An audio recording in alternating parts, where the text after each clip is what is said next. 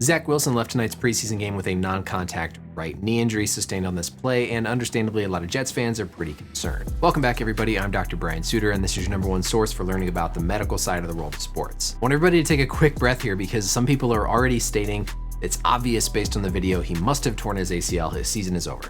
Let's just slow down a bit and talk through this. As Wilson is going on this run here, he goes to basically cut and pivot. So he's trying to change directions by planting on his right foot here to then push off and cut more towards the inside of the field. And yes, when we hear about an athlete having a non-contact cut pivot type of knee injury, a ligament injury, specifically an ACL tear, is going to be high on the differential and would fit with this mechanism. But just because the mechanism looks like an ACL tear doesn't mean that the video is always definitive to say that an ACL tear has occurred. Also realize the Jets said that Wilson was questionable to return, and so if your initial exam was clear for an ACL tear, you're not going to say this. If you've watched my previous videos, you know there's a few things we look for that fit with the mechanism of an ACL tear. One of those is that the trunk is usually shifted a little bit towards the injured side. So here we can see with Wilson, that trunk is a little bit leaned over to that right side. So that's one thing. The next thing we can see is what we describe as this knee valgus position, where it sort of looks like the knee is buckling inward relative to the rest of the leg. And I'll say in Wilson's case, it's not that dramatic. We do see a little bit of it here.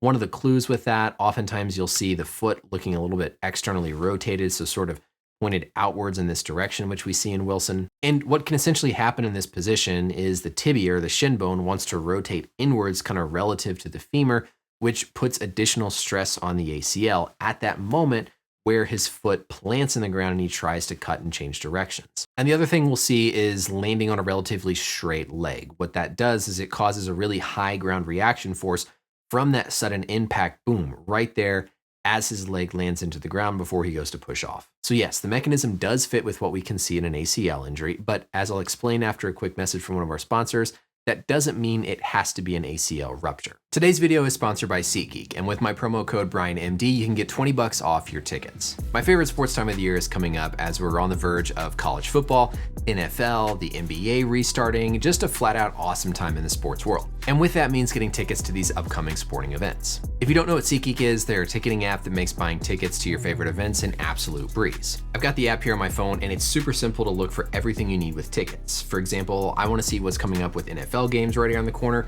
so I can easily check through all sports, click over to just NFL games specifically, and right there I see a nice list of everything available. The app's also really great because it's going to show you what are the best deals. Whenever you look on the map, the green dots represent better deals and the red ones, not so good deals. Plus you can even look and see exactly what the view is going to look like from those specific seats. And SeatGeek also has tickets for things like concerts, Broadway events, comedy shows, and music festivals. Right now I've got the hookup for you. If you use code BrianMD, you're gonna get 20 bucks off your tickets. That's 20 bucks off your first purchase with promo code BrianMD, and make sure you use the link in the description below to download the app and get your tickets today. So thank you again to SeatGeek for sponsoring today's video, and let's get back to our learning. Sometimes the video is very clear and apparent that the ACL has ruptured because of what we see with the shin bone or the tibia moving forward relative to the femur. This was Jameson Williams last year, a very clear example of where the video showed an obvious ACL injury. What we can see here as he goes to plant is that clear moment where the tibia, the shin bone down here, pops forward relative to the femur, suggesting that ACL has been injured, and then boom, right there, snaps back into place.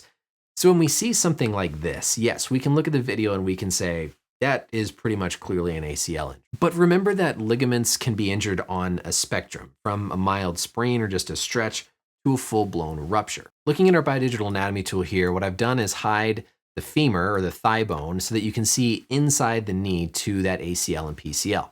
The ACL is the ligament here in red, the PCL is the ligament here in green.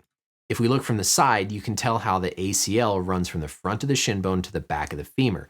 So part of what it's doing is trying to prevent the shin bone from moving forward relative to the femur. There's also a component of it running from the medial or inside of the tibia to the outside of the femur. So if you take the tibia and you rotate it inward relative to the femur, you're also going to put more stretch on the ACL. So when we get this culmination of body movements and forces that stretch the ACL, that force can be high enough where the ACL completely ruptures, which is what we think of as, the classic ACL injury that requires a surgery. But the forces could potentially get to a level where the ligament just stretches, but doesn't completely rupture, in which case you might not need to do surgery. Some people are also talking about a bone bruise, and what happens when those bones, the tibia and the femur, shift relative to one another is you get this sort of pivot mechanism where these bones impact one another and you can get bone bruising. So again, part of that spectrum of ACL injuries is something like just a bone bruise. Remember, there's also the menisci that sit here inside the knee joint that can become injured with similar types of things. So my whole point with all of this is just because a mechanism looks like an ACL tear doesn't mean that we can definitively say 100% it is an ACL tear. It might be an ACL sprain, and yes, certainly this might end up being a full ACL tear.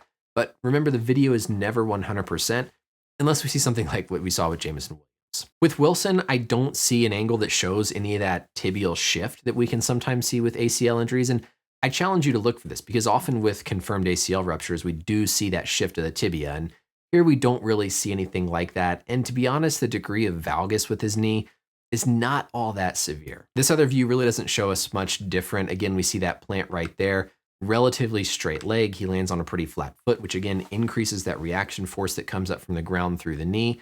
And we just don't really see any of that clear, true sort of subluxation of the tibia or that motion to say more definitively, yeah, the ACL is completely. Whenever we saw this report from the Jets that he was just questionable to return, that means that the Jets did their initial physical exam and they initially weren't concerned about a full ACL rupture.